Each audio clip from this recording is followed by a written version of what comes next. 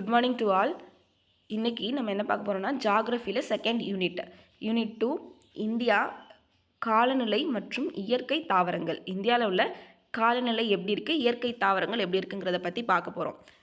இப்போ கற்றலின் நோக்கங்கள் என்னென்ன விஷயங்கள்லாம் இந்த பாடத்தில் பார்க்க போகிறோம்னா, காலநிலையை கட்டுப்படுத்தும் காரணிகள், பருவகாலங்களின் பண்புகளை புரிந்து கொள்ளுதல், பருவகாலங்கள் எப்படி சேஞ்ச் ஆகுதுங்கிறத அந்த கேரக்டர்ஸை பார்க்க போகிறோம். இந்தியாவின் மழை பரவலை தெரிந்து கொள்ளுதல், இந்தியாவின் மழை பரவலை தெரிந்து கொள்ளுதல், இந்தியாவின் பல்வேறு இயற்கை தாவரங்கள் மற்றும் வன உயிரினங்களை பற்றி கற்றறிதல். இப்போ அறிமுகம்னு பார்க்கும்போது இதில் ஒன்றும் பெருசாக கொஷின் பாயிண்ட் ஆஃப் வியூவில் எதுவும் இருக்காது. நம்ம என்ன தேவையோ அதை மட்டும் டக்குன்னு பார்த்துடலாம். உங்களுக்கு தெரியுமா, சமச்சீர் காலநிலை என்பது பிரிட்டிஷ் காலநிலை என்றும் அழைக்கப்படுகிறது. இப்போ சமச்சீர் காலநிலைக்கு இன்னொரு பேர் என்னன்னு கேட்கலாம், பிரிட்டிஷ் காலநிலை. சமச்சீர் காலநிலைனா என்ன? அதிகமாக வெப்பமாக இருக்காது, அதிகமாகவும் குளிராக இருக்காது, ரொம்ப மாட்ரேட்டாக இருக்கிறதா சமச்சீர் காலநிலை. பேரில் இருக்குது சமச்சீர் அப்படின்னு. ஸோ அதிக வெப்பமுடையதாகவோ அல்லது மிகுந்த குளிருடையதாகவோ இருக்காது. இந்திய காலநிலையை பாதிக்கும் காரணிகள்: அச்சங்கள், கடல் மட்டத்திலிருந்து உயரம், அச்சங்கள்லாம் லாட்டிடியூட்ஸ், கடல் மட்டத்திலிருந்து உயரம், கடலில் இருந்து அமைந்துள்ள தொலைவு, பருவக்காற்று, நிலத்தோற்றம், ஜெட் காற்றுகள் போன்றவை இந்திய காலநிலையை பாதிக்கும் காரணிகள். இதையே கூட கேட்கலாம், இந்தியாவின் காலநிலையை பாதிக்கும் காரணிகள் என்னன்னு கேட்டால் இந்த 6 விஷயங்களையும் நம்ம நல்லா ஞாபகத்தில் வச்சுக்கணும். ஃபஸ்ட்டு அச்சங்கள்.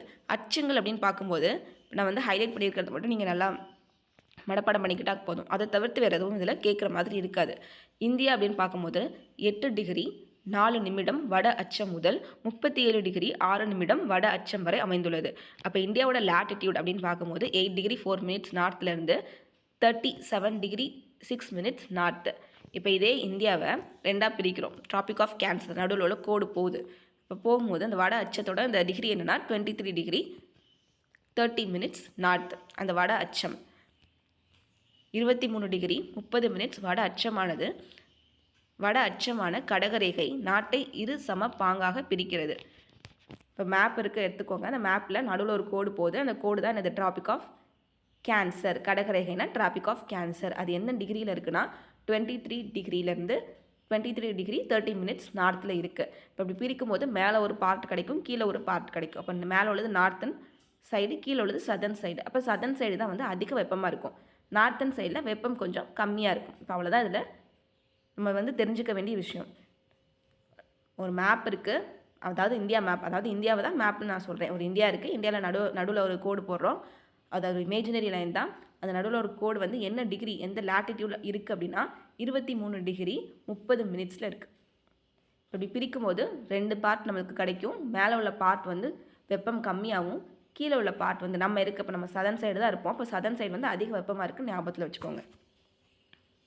கடகரேகைக்கு தெற்கே அமைந்துள்ள பகுதிகளில் ஆண்டு முழுவதும் அதிக வெப்பமும் மிக குளிரற்ற சூழலும் நிலவுகிறது. கடகரேகைக்கு வடக்கே உள்ள பகுதியில் மித வெப்ப காலநிலையை கொண்டுள்ளது. நார்த்தன் சைடு ஃபுல்லாக கொஞ்சம் மித வெப்பமாக இருக்கும், நம்ம ரொம்ப அதிக வெப்பமாக நமக்கு இருக்கும்.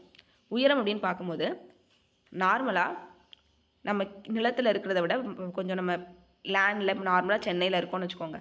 இப்போ இல்லை ஊட்டி போகிறோம், கொடைக்கானல் போகிறோம், அந்த மாதிரி மலை பிரதேசங்களுக்கு போகிறோம் அப்படின்னா ஒவ்வொரு 1000 மீட்டர், அதாவது 1 கிலோமீட்டருக்கு மேலே போக போக 6.5 டிகிரி செல்சியஸ் அளவுக்கு வெப்பம் என்னாகுமா, கம்மியாகுமா. அதனால தான் மலை பிரதேசங்கள்லாம் கொஞ்சம் குளிர்ச்சியாக காணப்படுது. ஒன்றும் இல்லை, கொஞ்சம் மேலே போக போக, அதாவது 1 கிலோமீட்டர் மேலே போக போக எவ்வளோ டிகிரி செல்சியஸ் குறையும்னு கேட்பாங்க. 6.5 டிகிரி செல்சியஸ் குறையும். இதுக்கு என்ன பேர் அப்படின்னா வெப்ப குறைவு விகிதம். இதுக்கு 2 பேர் இருக்குது. வெப்ப குறைவு விகிதம் அப்படின்னு சொல்லுவாங்க. இயல்பு வீழ்ச்சி, இயல்பு வெப்ப வீழ்ச்சி. இது இதுக்கு போன எடிஷனில் இயல்பு வெப்ப வீழ்ச்சின்னு இருக்குது. இப்போ உள்ள எடிஷனில் வெப்ப குறைவு விகிதம்னு இருக்குது. ரெண்டுமே ஒன்று தான், என்ன கேட்டாலும் போட்டுருணும் நம்ம. எனவே சமவெளி பகுதிகளை காட்டிலும் மலைப்பகுதிகள் குளிராக இருக்கும். உதகை தென்னிந்தியாவின் இதர மலை வாழிடங்கள் மற்றும் இமயமலையில் அமைந்துள்ள முசௌரி, ஷிம்லா போன்ற பகுதிகள் சமவெளிகளை விட மிகவும் குளிராக உள்ளது. இப்போ நம்ம ஞாபகம் வச்சுக்க போகிறதுன்னு பார்த்தா ஒவ்வொரு 1000 மீட்டருக்கும் 6.5 டிகிரி செல்சியஸ் வெப்பநிலை குறையுது. இது என்னன்னு சொல்கிறோம், வெப்ப குறைவு விகிதம் அப்படின்னு சொல்கிறோம். இப்போ ஒரு 3 விஷயம் பக்கத்தில் எழுதி கூட வச்சுக்கோங்க. சென்னைன்னு போட்டு ஒரு ஹைஃபன் போட்டு 35 டிகிரி செல்சியஸ். சென்னையோட வெப்பநிலை 35 டிகிரி செல்சியஸ். சென்னையோட உயரம், சென்னை கடல் மட்டத்திலேருந்து எவ்வளவு உயரத்தில் அமைஞ்சிருக்குன்னா 7 மீட்டரில் அமைஞ்சிருக்கு. இப்போ சென்னையோட உயரம் கடல் மட்டத்திலேருந்து எவ்வளோ உயரம்னா 6.7 மீட்டர். சென்னையோட வெப்பநிலைன்னு பார்க்கும்போது 35 டிகிரி செல்சியஸ். அடுத்து பக்கத்துலேயே கீழேயே கொச்சின்னு போட்டு 30 டிகிரி செல்சியஸ், டெல்லின்னு போட்டு 40 டிகிரி செல்சியஸ். இப்போ இந்த பேரோவில் இவ்வளோ பெரிய இதில் நம்ம அதை மட்டும்தான் நம்ம தெரிஞ்சுக்க போகிறோம். கடலில் இருந்து அமைந்துள்ள தொலைவு. இந்தியாவின் பெரும் பகுதி, குறிப்பாக தீபகற்ப இந்தியா கடலில் இருந்து வெகு தொலைவில் இல்லை. தீபகற்ப இந்தியா கடல் பக்கத்துலேயே தான் இருக்குது. கீழே உள்ள சதன் சைடு தான் தீபகற்ப இந்தியா. அப்போ கடலை ஒட்டி தான், சுற்றியுமே கடல் தான் இருக்குது. இந்த சைடு அரேபியன் சி இருக்குது, இந்த சைடு பே ஆஃப் பெங்கால் இருக்குது. அப்போ சுற்றியுமே கடல் தான் இருக்குது. அப்போ கடலுக்கும் அதுக்கும் தொலைவு கிடையாது. இதன் காரணமாக இப்பகுதி முழுவதும் நிலவும் காலநிலை கடல்சார் ஆதிக்கத்தை கொண்டுள்ளது. அப்போ கடல் எந்த இடத்துலலாம் இருக்கோ அந்த இடத்துல அதிக மழைப்பொழிவு பொழியும். when compared to கடல் இல்லாத பகுதி, கடல் இல்லாத பகுதியை கம்பேர் பண்ணும்போது கடல் இருக்கிற பகுதியில் அதிக மழைப்பொழிவு வந்து கிடைக்கும். இப்பகுதியில் குளிர்காலம் குளிரற்று காணப்படும். இப்பகுதியில் குளிர்காலம் குளிரற்று காணப்பட்டு வருடம் முழுவதும் சீரான வெப்பநிலையை கொண்டுள்ளது. கடல்களின் ஆதிக்கமின்மை காரணமாக மத்திய மற்றும் வட இந்திய பகுதிகள் வெப்பநிலையில் பருவகால மாறுபாடுகளை கொண்டுள்ளன. இங்கு கோடையில் கடும் வெப்பமும் மற்றும் குளிர்காலத்தில் கடும் குளிரும் நிலவுகிறது. இப்போ கொச்சின் வந்து கடற்கரை பகுதியில் அமைந்திருக்கிறதுனால இதோட ஆவரேஜாக சராசரி வெப்பநிலை எவ்வளோனா 30 டிகிரி செல்சியஸ். அப்போ கொச்சின்னு போட்டு ஒரு ஹைஃபன் போட்டு 30 டிகிரி செல்சியஸ் அவ்வளோதான். ஏன்னா கடற்கரையை ஒட்டி இருக்கிறதால 30 டிகிரி செல்சியஸ்க்கு மேலே போகாது, மேக்ஸிமம் அவ்வளோதான் இருக்கும் ரேஞ்சு. மாறாக கடற்கரையிலிருந்து வெகு தொலைவில், இப்போ டெல்லியில் கடற்கரையே இல்லை, ஏன்னா நம்ம சதன் சைடு தான் அந்த 3 பக்கமும் சுற்றி கடல் இருக்குது. இந்த மேப்பில் பார்க்கும்போதே புரியும். சுற்றிங்க அரேபியன் சி, கீழே இந்தியன் ஓஷன், இந்த சைடு பே ஆஃப் பெங்கால். அப்போ சுற்றி கடல் இருக்குது. அப்போ மேலே நார்த் சைடு போகும்போது கடல் இல்லை. அப்போ அந்த டெல்லியில் என்ன ஆகுமா, வெப்பநிலை வந்து ரொம்ப அதிகமாக இருக்கும். 40 டிகிரி செல்சியஸ்க்கும் அதிகமான வெப்பநிலை கடல் இல்லாத பகுதியான டெல்லியில் இருக்குது. அப்போ சென்னைன்னு போட்டு 35 டிகிரி செல்சியஸ், கொச்சின்னு போட்டு 30 டிகிரி செல்சியஸ், டெல்லின்னு போட்டு 40 டிகிரி செல்சியஸ். இதை மட்டும் எழுதி ஒரு பாக்ஸ் போட்டு வச்சு ரிவைஸ் பண்ணிக்கோங்க. கடற்கரை பகுதியில் காற்றில் ஈரப்பதம் மிகுந்து இருப்பதால் அவை அதிக மழை தரும் திறனை கொண்டுள்ளது. கடற்கரை பகுதியில் தான் அதிக மழைப்பொழிவு கிடைக்கும். இதனால் கடற்கரைக்கு அருகில் உள்ள கொல்கத்தா, இப்போ கடற்கரைக்கு அருகில் எந்த பகுதி இருக்குது, கொல்கத்தா வந்து கடற்கரையை ஒட்டி இருக்குது. ஸோ அதில் எவ்வளோ மழைப்பொழிவு வருமா, ஒரு ஆண்டுக்கு மேக்ஸிமம் ஆவரேஜாக 119 சென்டிமீட்டர் அளவு மழைப்பொழிவு கிடைக்கும். இதே ராஜஸ்தான், பீகார்லாம் கடற்கரை இல்லாத பகுதியில் இருக்குது. அங்கே எவ்வளோ மழைப்பொழிவு கிடைக்கும்னா 24 சென்டிமீட்டரை விட கம்மியாக தான் வந்து மழைப்பொழிவு கிடைக்குது. இப்போ கொல்கத்தான்னு போட்டு 119 சென்டிமீட்டர் மழைப்பொழிவு, பீகார் அல்லது ராஜஸ்தான் போட்டு 24 சென்டிமீட்டர் மழைப்பொழிவு. என்ன தேவையோ அதை மட்டும் எடுத்து எழுதிக்கிட்டால் போதும். பருவகால காற்று. இந்தியாவின் காலநிலையை பாதிக்கும் மிக முக்கிய காரணி பருவகால காற்றாகும். இவை பருவங்களுக்கேற்ப மாறி மாறி வீசும் காற்றுகளாகும். இந்தியா ஒரு ஆண்டின் கணிசமான காலத்தில் பருவக்காற்றுகளின் தாக்கத்திற்கு உள்ளாகிறது. இந்தியாவில் சூரியனின் செங்குத்து கதிர்கள் ஜூன் மாத மத்தியில் விழுகின்ற போதிலும் கோடைக்காலம் மே மாத இறுதியில் முடிவடைகிறது. ஏனெனில் தென்மேற்கு பருவக்காற்று தொடக்கத்தின் காரணமாக வெப்பநிலை குறைந்து இந்தியாவின் பல பகுதிகளுக்கு மிதமானது முதல் கனமழை வரை பொழிகிறது. இதேபோல் தென்கிழக்கு இந்தியாவின் காலநிலையும் வடகிழக்கு பருவக்காற்றின் ஆதிக்கத்திற்கு முற்படுகிறது. இப்போ ஒன்றும் இல்லை, சூரியனோட செங்குத்து கதிர்கள் அந்த மே மாத மத்தியில் தான் வந்து விழுகுது. அதனால தான் வந்து கோடைக்காலம் வந்து நம்மளுக்கு வருது. கோடைக்காலம்னாலே இப்போ நம்ம ஆனுவல் லீவ்லாம் வந்து மே மாதத்தோட லீவ் முடிஞ்சிடும். ஜூனில் ஸ்கூல் ஸ்டார்ட் ஆயிரும். அதை வச்சு நம்ம ஞாபகம் வச்சுக்கலாம். இப்போ வானிலை என்பது வானிலைக்கும் காலநிலைக்கும் உள்ள வேறுபாடு என்ன, வானிலைனா என்ன, காலநிலைனா என்ன அப்படிங்கிறது நம்ம தெரிஞ்சுக்கணும். வானிலைனா வெதர், காலநிலைனா கிளைமேட். இப்போ வெதர்னா ஒவ்வொரு நாள்லையும் இப்போ இன்றைக்கி காலையில் வந்து ஒரு மாதிரி மழை வர மாதிரி இருக்குது, மதியம் நல்ல வெயில் அடிக்கிற மாதிரி இருக்குன்னா அது வெதர். கிளைமேட்னா ஒரு 30-35 ஆண்டோட சராசரி, ஒரு 30 வருஷமாகவே இந்த ஊரில் இப்படி தான் மழை பெய்யும், 30 வருஷமாகவே இங்கே இப்படி தான் வெயில் அடிக்கும் அப்படின்னு சொல்கிறது தான் கிளைமேட். ரெண்டையும் போட்டு கன்ஃபியூஸ் பண்ணியிருக்கக்கூடாது. வெதர்னா வானிலை, கிளைமேட்னா காலநிலை. இப்போ வானிலை என்பது ஒரு குறிப்பிட்ட இடத்தில் உள்ள வளிமண்டலத்தின் தன்மையை குறிப்பதாம். ஒரு குறிப்பிட்ட பிளேஸில் உள்ள அந்த சுச்சுவேஷனை சொல்கிறது தான் வானிலை. காலநிலை என்பது ஒரு குறிப்பிட்ட பகுதியின் சுமார் 30-35 ஆண்டு சராசரி வானிலையை குறிப்பதாகும்.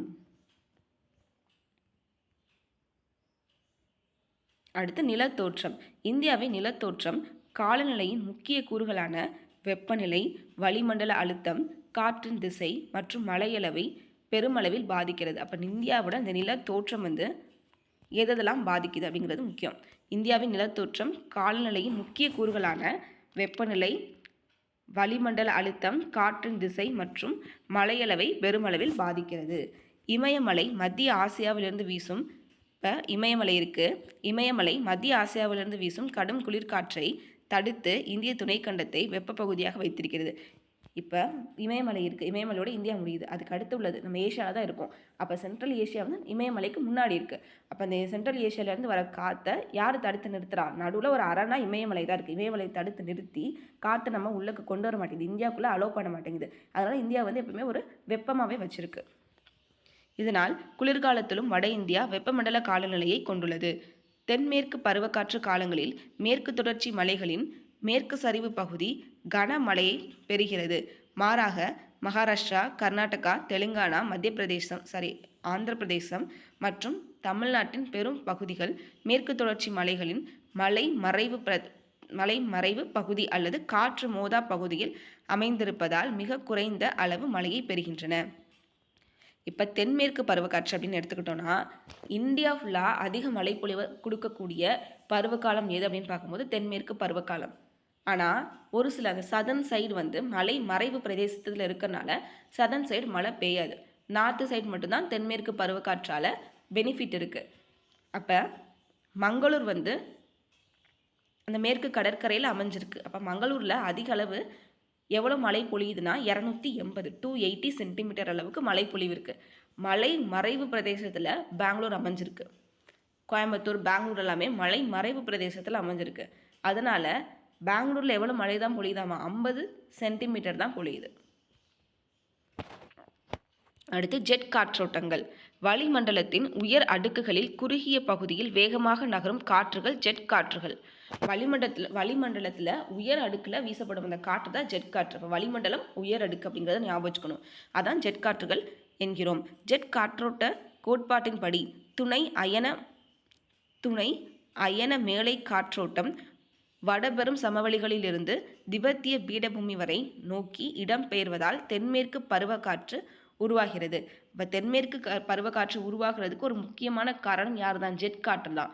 கீழே ஜெட் காற்றோட்டங்கள் தென்மேற்கு மற்றும் பின்னடையும் பருவக்காற்று காலங்களில் வெப்பமண்டல தாழ்வழுத்தங்களை உருவாக்குகிறது.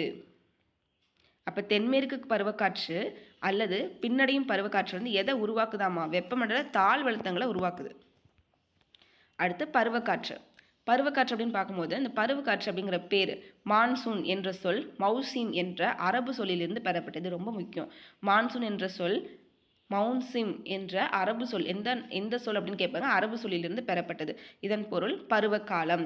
பருவகாலம் என்ற சொல் பல நூற்றாண்டுகளுக்கு முன்னர் அரபு மாலுமிகளால் இந்திய பெருங்கடல் கடற்கரை பகுதிகளில் குறிப்பாக அரபிக்கடலில் பருவகாலங்களுக்கேற்ப மாறி வீசும் காற்றுகளை குறிப்பதற்காக பயன்படுத்தப்பட்டது. இப்போ கடல்னாலே ஒவ்வொரு காலகட்டத்திலையும் ஒவ்வொரு மாதிரியான காற்று வீசும். அதுலேயும் குறிப்பாக அரபிக்கடலில் அந்த வீசப்படுற காற்றோட அந்த தன்மையை தானே சொல்கிறாங்க பருவக்காற்று அப்படின்னு சொல்கிறாங்க. அதான் வந்து அரபு மொழியில் மான்சூன் மவுன்சீம் அப்படின்னு சொல்லி மாறி இருக்கு. இக்காற்று கோடை காலத்தில் தென்மேற்கு திசையிலிருந்தும், இது முக்கியம், கோடை காலத்தில் எங்கேருந்து எங்கே வீசுது, இது ரொம்ப முக்கியம்.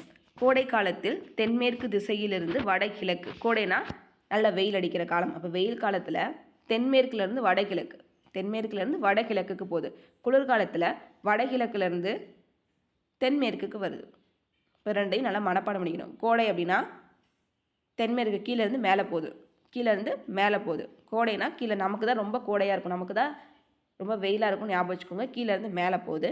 குளிர்காலத்தில் மேலேருந்து கீழே வருது. அப்போ வடகிழக்குலேருந்து தென்மேற்கு நோக்கி வீசுகிறது. பருவக்காற்றின் தோற்றம் குறித்து வானிலை வல்லுநர்கள் பல கருத்துக்களை உருவாக்கியுள்ளனர். அவற்றில் இயங்கு கோட்பாட்டின்படி வடகோள உச்ச கோடையில் சூரியனின் செங்குத்து கதிர் கடகரேகையின் மீது விழுகிறது. இதனால் அனைத்து வளி அழுத்த மற்றும் காற்று மண்டலங்கள் வடக்கு நோக்கி இடம்பெயர்கின்றன. இச்சமயத்தில் வெப்பமண்டல இணைப்பு பகுதி ITCZ வடக்கு நோக்கி நகர்வதால் இந்தியாவின் பெரும் பகுதி தென்மேற்கு வியாபார காற்றின் ஆதிக்கத்திற்கு உள்ளாகிறது. இப்போ சூரியனோட செங்குத்து கதிர்கள் கடகரேகை மேலே படுது. இப்போ இதனால தான் தென்மேற்கு பருவக்காற்றை உருவாகுவதற்கு காரணம்.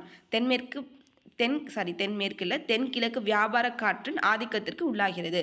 இக்காற்று பூமத்திய ரேகையை கடக்கும் போது புவி சுழற்சியால் ஏற்படும் விசையின் காரணமாக வடகிழக்கு நோக்கி வீசுகிறது. இது தென்மேற்கிலிருந்து வீசுவதால் தென்மேற்கு பருவக்காற்றாக மாறுகிறது. தென்மேற்கிலிருந்து வீசிச்சுன்னா அது தென்மேற்கு பருவக்காற்று. குளிர்பருவத்தில் வளியழுத்த மற்றும் காற்று மண்டலங்கள் தெற்கு நோக்கி நகர்வதன் மூலம் வடகிழக்கு பருவக்காற்று உருவாகிறது. இவ்வாறு பருவங்களுக்கேற்றவாறு தங்களது திசைகளை மாற்றிக்கொண்டு வீசும் கோள் காற்றுகளை பருவக்காற்று என்கிறோம். பருவகாலங்கள் இப்போ இதுதான் முக்கியம். இப்போ இதுக்கு மேலே உள்ளதில் கூட அவ்வளோவா கொஷின்ஸ் எதுவும் கிடையாது. கீழே உள்ளதான் முக்கியம். பருவகாலங்கள் தான் ரொம்ப முக்கியம். பருவகாலங்கள் அப்படின்னு பார்க்கும்போது அது 4ஆக பிரிக்கலாம். வானிலை வல்லுநர்கள் 4ஆக பிரிச்சிருக்காங்க. ஒன்று குளிர்காலம், அடுத்து கோடைக்காலம், தென்மேற்கு பருவக்காற்று காலம், வடகிழக்கு பருவக்காற்று காலம். அப்போ குளிர்காலம் அப்படின்னு பார்க்கும்போது ஜனவரியிலேருந்து பிப்ரவரி. நம்ம கரெக்டாக இந்த இயரோட ஸ்டார்டிங் ஞாபகம் வச்சுக்கலாம். ஜனவரியிலேருந்து பிப்ரவரி வரைக்கும் குளிர்காலம், மார்கழி மாதம் அப்போ தான் இருக்கும். அடுத்து கோடைக்காலம், மார்ச்லேருந்து மே வரை கோடைக்காலம். மார்ச்லேருந்து மே வரைக்கும் கோடைக்காலம். ஏன்னா மே மாதம் வரைக்கும் நம்மளுக்கு வெயில் அடிக்கும், ஆனுவலி கரெக்டாக அப்போ முடிஞ்சிடும். அப்போ மார்ச்லேருந்து மே வரைக்கும் கோடைக்காலம். தென்மேற்கு பருவக்காற்று காலம் அல்லது மழைக்காலம். அப்போ தென்மேற்கு பருவக்காற்று காலத்திற்கு இன்னொரு பெயர் என்ன அப்படின்னு கேட்டாங்கன்னா மழைக்காலம். இது ஜூன் டு செப்டம்பர். வடகிழக்கு பருவக்காற்று தான் நமக்கு எக்ஸ்பெஷலாக தமிழ்நாட்டுக்கு அதிக மழைப்பொழிவை தரக்கூடிய பருவக்காற்று எதுனா வடகிழக்கு பருவக்காற்று. அக்டோபர் முதல் டிசம்பர் வரை. ஏன்னா நமக்கு தமிழ்நாட்டில் ஃபுல்லாக அக்டோபர் மாதத்தில் தான் அதிக மழை பொழியும். இப்போ அக்டோபர் முதல் டிசம்பர் வரை தான் நம்மளுக்கு மழை அதிகம் பொழியும். அதனால் வடகிழக்கு பருவக்காற்றுன்னு பார்க்கும்போது தமிழ்நாட்டுக்கு அதிக மழை பொழிவை தரும் பருவக்காற்று எதுன்னு கேட்டாங்கன்னா வடகிழக்கு பருவக்காற்று. இந்தியாவிற்கு அதிக மழை பொழிவை தரும் பருவக்காற்று எதுன்னு கேட்டாங்கன்னா அது தென்மேற்கு பருவக்காற்று. ரெண்டையும் தெளிவாக படிச்சுக்கணும். குளிர்காலம். இக்காலத்தில் சூரியனின் செங்குத்து கதிர்கள் இந்தியாவிலிருந்து வெகு தொலைவில் உள்ள மகர ரேகையின் மீது செங்குத்தாக விழுகிறது. கடகரேகை மேலே சூரியனோட அந்த செங்குத்து கதிர்கள் விழுந்துச்சுன்னா அது கோடைக்காலம். கடகரேகை மேலே செங்குத்து கதிர்கள் விழுந்துச்சுன்னா அது கோடைக்காலம். மகர ரேகை மீது சூரியனோட செங்குத்து கதிர்கள் விழுந்துச்சுன்னா அது குளிர்காலம். அவ்வளோதான், ரொம்ப குழப்பிக்கவே தேவையில்லை. கடகரேகை மேலே சூரியனோட செங்குத்து கதிர்கள் விழுந்துச்சுன்னா அது கோடைக்காலம். மகர ரேகை மேலே சூரியனோட செங்குத்து கதிர்கள் விழுந்துச்சுன்னா அதுதான் குளிர்காலம். இதனால் இந்திய பகுதி சாய்வான சூரிய கதிர்களை பெறுகிறது. இதுவே குறைந்த வெப்பத்திற்கு காரணமாக உள்ளது. தெளிவான வானம், சிறந்த வானிலை, மென்மையான வடக்கு காற்றுகள், குறைந்த ஈரப்பதம் மற்றும் மிகுந்த தினசரி பகல் நேர வெப்ப வேறுபாடுகள் ஆகியன இப்பருவத்தின் பண்புகளாகும். இப்பருவத்தில் வட இந்தியாவில் ஓர் உயர் அழுத்தம் உருவாகி காற்று வட மேற்கிலிருந்து சிந்து கங்கை பள்ளத்தாக்கிற்கு வழியாக வீசுகிறது. தென்னிந்தியாவில் காற்றின் திசையானது கிழக்கிலிருந்து மேற்காக உள்ளது. மேற்கு இமயமலை, தமிழ்நாடு, கேரளா ஆகிய பகுதிகள் இப்பருவத்தில் மழையை பெறுகிறது. அப்போ குளிர்காலத்திலையும் யார் மழை பொழிவை எந்தெந்த மாநிலங்கள்லாம் குளிர்காலத்தில் மழை பொழிவை பெறுறாங்க அப்படின்னா மேற்கு இமயமலை, தமிழ்நாடு, கேரளா ஆகிய பகுதிகள் குளிர்காலத்திலும் மழை பொழிவை பெறுகிறது. இக்காலத்தில் மத்திய தரைக்கடல் பகுதியில் உருவாகும் மேற்கத்திய இடையூறுடன் தாழ்வழுத்தங்கள் வட இந்தியாவில் மழையை தருகின்றன. இக்காற்றை இந்தியாவிற்கு கொண்டு வருவதில் ஜெட் காற்றோட்டம் முக்கிய பங்கு வகிக்கிறது. இக்காற்றானது இந்த குளிர்காலத்தில் அடிக்கக்கூடிய காற்று எதுக்கு ரொம்ப முக்கியமாக இருக்குது அப்படின்னா பஞ்சாப், ஹரியானா, ஹிமாச்சல் பிரதேசில் மழை பொழிவையும் ஜம்மு காஷ்மீரின் மலை பகுதிகளில் பனி பொழிவையும் தருகிறது. இப்போ பார்க்க போகிறது நம்ம குளிர்காலம் பார்த்துட்டு இருக்கோம். ஃபர்ஸ்ட் ஒன் குளிர்காலம்னா சூரியனோட செங்குத்து கதிர்கள் மகர ரேகையில் மேலே விழுந்துச்சுன்னா அதுதான் குளிர்காலம். இந்த குளிர்காலத்திலையும் எந்தெந்த மாநிலங்கள் மழை பொழிவை பெறுது அப்படின்னு பார்க்கும்போது மேற்கு இமயமலை, தமிழ்நாடு, கேரளா. இந்த குளிர்காலத்தில் வீசப்படுற அந்த காற்றுனால பஞ்சாப், ஹரியானா, ஹிமாச்சல் பிரதேசத்தில் மழை பொழிவையும் ஜம்மு காஷ்மீரில் பனி பொழிவு, ஏன்னா ஜம்மு காஷ்மீர் மேலே பனியாக தான் இருக்கப்போ பனி பொழிவையும் தருகிறது. இம்மழை குளிர்கால கோதுமை பயிரிடலுக்கு மிகவும் பயனளிக்கிறது. ஏன்னா பஞ்சாப், ஹரியானா பக்கம்லாம் கோதுமையை தான் பயிரிடுவாங்க. அப்போ அந்த கோதுமை பயிரிடுவதற்கு அந்த யூஸ் ஆகிற அந்த காற்று எதுன்னு கேட்டாங்கன்னா அந்த குளிர்காலம் தான். அடுத்து கோடைக்காலம். இப்பருவத்தில் சூரியனின் செங்குத்து கதிர்கள் இந்திய தீபகற்பத்தின் மீது விழுகிறது. நம்ம பார்த்தோம், குளிர்காலம்னா மகர ரேகை, கோடைக்காலம்னா இந்திய தீபகற்பம் அல்லது கடகரேகை, ரெண்டுமே ஒன்று தான். ஏன்னா அந்த கடகரேகை தான் இந்திய தீபகற்பத்தை ரெண்டாக பிரிக்கும். ஸோ இந்திய தீபகற்பத்தின் மீது விழுகிறது. எனவே வெப்பநிலை தெற்கிலிருந்து வடக்கு நோக்கி அதிகரிக்கிறது. தெற்கிலிருந்து வடக்கு நோக்கி அதிகரிக்கிறது. கோடை காலத்தின் முதற் பகுதியில் நாடு முழுவதும் வெப்பமான வறண்ட வானிலை நிலவுகிறது. கோடை காலத்தின் மத்தியிலும் இறுதியிலும் நிலப்பகுதி இடியுடன் கூடிய ஆலங்கட்டி மலை. இப்போ கோடை காலம் ஸ்டார்ட் ஆகும்போது பயங்கர வெயிலாக இருக்குது. கோடை காலம் முடிய போகும்போது ஒரு பெரிய ஆலங்கட்டி மலையோட மழை பெஞ்சு தான் முடியுது. இப்பருவத்தில் இந்தியா முழுவதும் வெப்பம் அதிகரிக்கிறது. ஏப்ரல் மாதத்தில் தென்னிந்தியாவின் உட்பகுதிகளில் தினசரி சராசரி வெப்பநிலை 30லேருந்து 35 பதிவாகிறது. தென்னிந்தியா நம்ம தான். இப்போ தென்னிந்தியாவில் சதன் சைடு ஃபுல்லாக எவ்வளோ வெப்பநிலை, கோடை காலம்னாலே வெயில் அடிக்கக்கூடிய காலம் தான். அந்த கோடை காலத்தில் தென்னிந்தியாவில் சராசரி வெப்பநிலை எவ்வளோனா 30லேருந்து 35. நம்ம பார்த்தோம், சென்னைக்கு வந்து 35, கொச்சினுக்கு வந்து 30 அப்படிங்கிறது பார்த்தோம். இப்போ 30லேருந்து 35னா தென்னிந்தியா.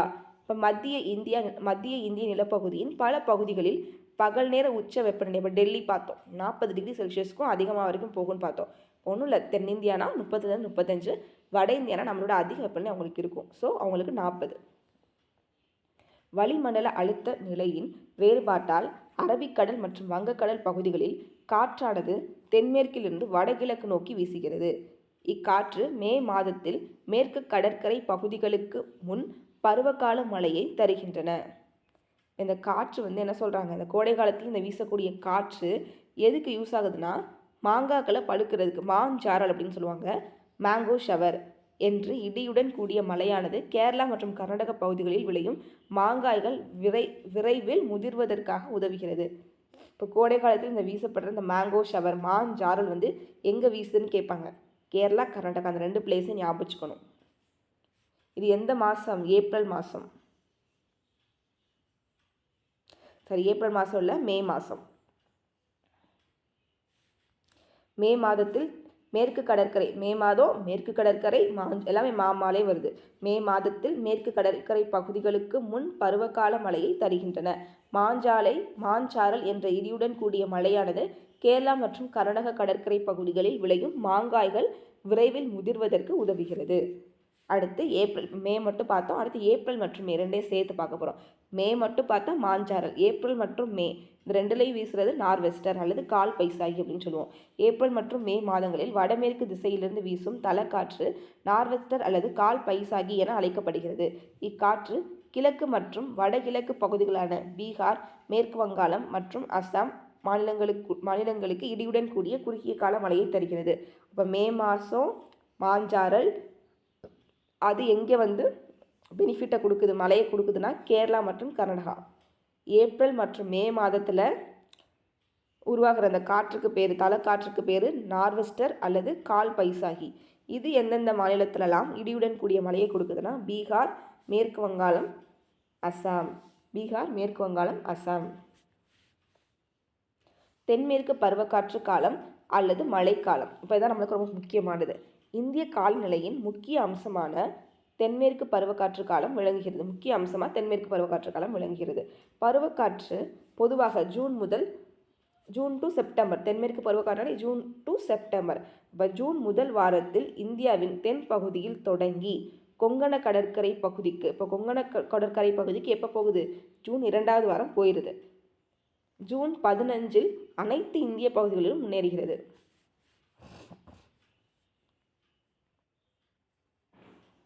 இப்போ இங்கே தென்மேற்கு பருவக்காற்று எப்படி உருவாகுது, வடகிழக்கு பருவக்காற்று எப்படி உருவாகுதுங்கிறத கொடுத்துருக்காங்க.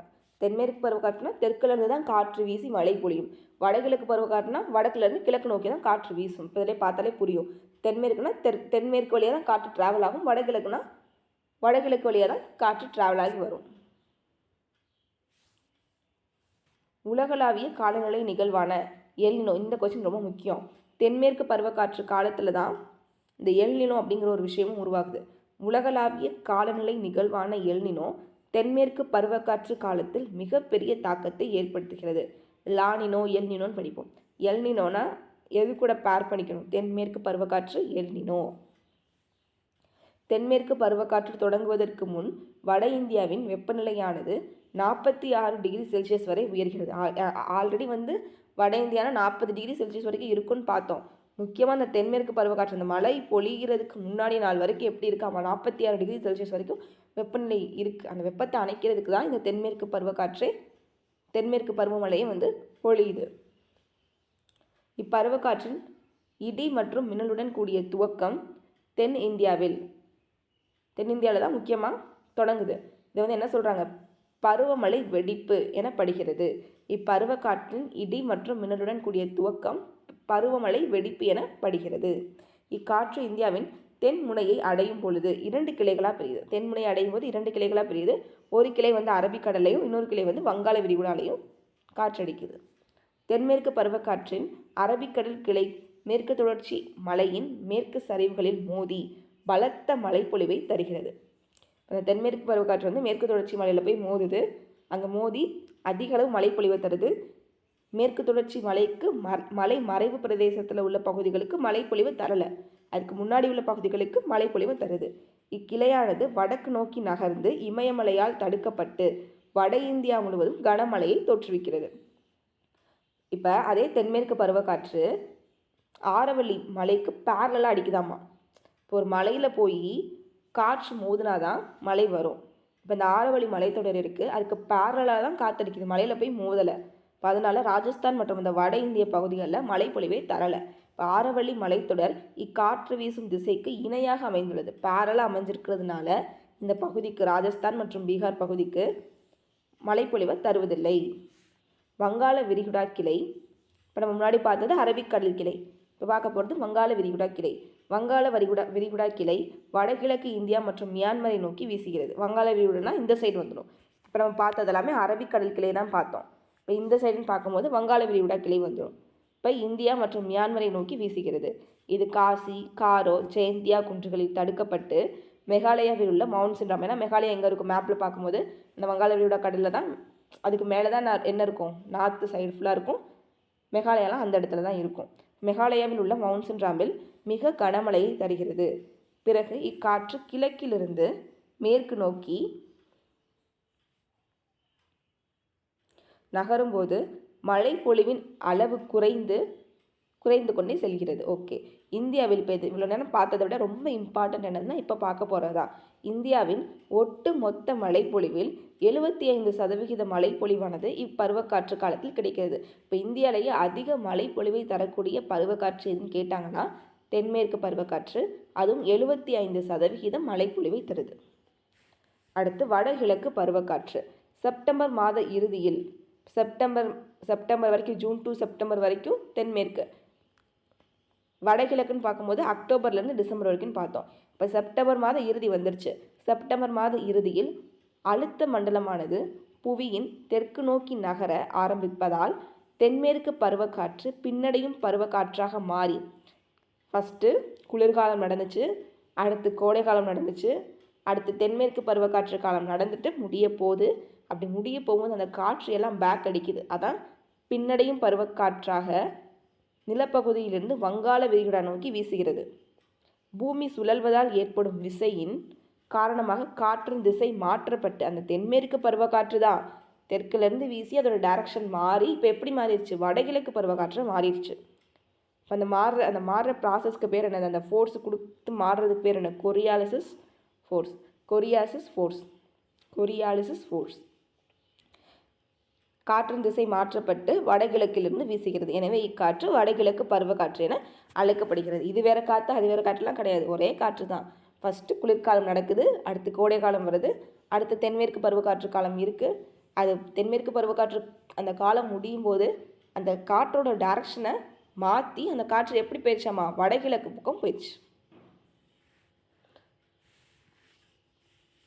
இப்பருவ காலத்தில் இந்திய துணைக்கண்ட பகுதியில் வடக்கீழை மற்றும் தொகுதி தோன்றுவதற்கு காரணமாக உள்ளது எனலாம். இப்பருவக்காற்றின் மூலம் இப்போ வடகிழக்கு பருவக்காற்றினால பெனிஃபிட் ஆகிற மாநிலங்கள் என்னென்ன, கேரளா, ஆந்திரா, தமிழ்நாடு மற்றும் தென் கர்நாடகாவில் உள்ள அந்த உட்பகுதிகள். தெற்கு சைடு ஃபுல்லாக பெனிஃபிட் ஆகிறது. வடகிழக்கு பருவக்காற்றினால யாரெல்லாம் பெனிஃபிட் ஆவாங்கன்னா சதர்ன் சைடு ஃபுல்லாமே வடகிழக்கு பருவக்காற்றால் தான் பெனிஃபிட் ஆவாங்க. நல்ல மழைப்பொழிவை பெறுகின்றன. இப்பகுதியில் மொத்த மழைப்பொழிவில் சுமார் 35% பெறுகிறது. தென்மேற்கு பருவக்காற்று 75% இந்தியா முழுவதும். வடகிழக்கு பருவக்காற்று சதன் சைடு மட்டும், குறிப்பாக தமிழ்நாட்டில் 35% மழைப்பொழிவை பெறுகிறது. வங்கக்கடலில் உருவாகும் புயலால் தமிழ்நாட்டின் பல பகுதிகளும் ஆந்திரா மற்றும் கர்நாடகாவில் சில பகுதிகளும் மழையை பெறுகின்றன. கடற்கரை பிரதேசங்களில் கனமழையுடன் கூடிய பலத்த புயல் காற்று பெரும் உயிர் சேதத்தையும் பொருட்சேதத்தையும் ஏற்படுத்துகிறது. எப்பயுமே இந்த அக்டோபர்லேருந்து டிசம்பர் வரைக்கும் மழை வந்துச்சுன்னா கண்டிப்பாக வெள்ளம் வந்து ஒரு பொருட்சேதத்தை ஏற்படுத்திட்டு தான் போகும். இப்போ கூட சென்னை, தூத்துக்குடி எல்லா இடத்துலையும், திருநெல்வேலி ஃபுல்லாக வெள்ளம் வந்து பெரிய அழிவை வந்து ஏற்படுத்திடுச்சு. இப்பருவத்தில் நாடு முழுவதும் பகல் நேர வெப்பநிலை வீழ்ச்சி அடைகிறது. இப்போ உலகில் உள்ள அதிக மழை பெறும் மவுண்ட்சின்ராம் உலகத்திலேயே மிக அதிக அளவு மழை பொழிகிற இடம் அப்படின்னு என்னன்னு பார்க்கும்போது மவுண்ட்சின்ராம் தான். எவ்வளோ சென்டிமீட்டர் மழை பொழிவுனா 1141 சென்டிமீட்டர் அளவுக்கு மழை பொழிவு வந்து பெறுது. இப்போ அடுத்து பார்க்கும்போது மழை பரவல்.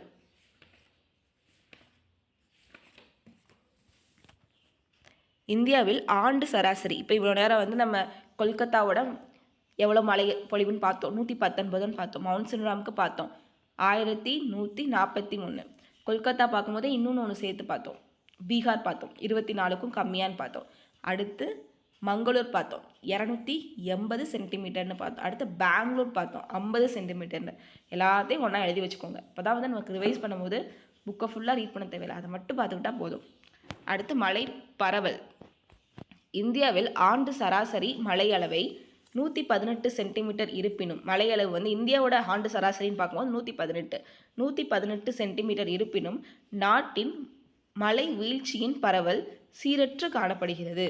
மேற்கு கடற்கரை, அசாம், மேகாலயாவில் தென்பகுதி, திரிபுரா, நாகாலாந்து, அருணாச்சல் பிரதேசம் போன்ற பகுதிகள் 200 சென்டிமீட்டருக்கும் அதிகமான மழை பொழிவையும் பெறுகின்றன.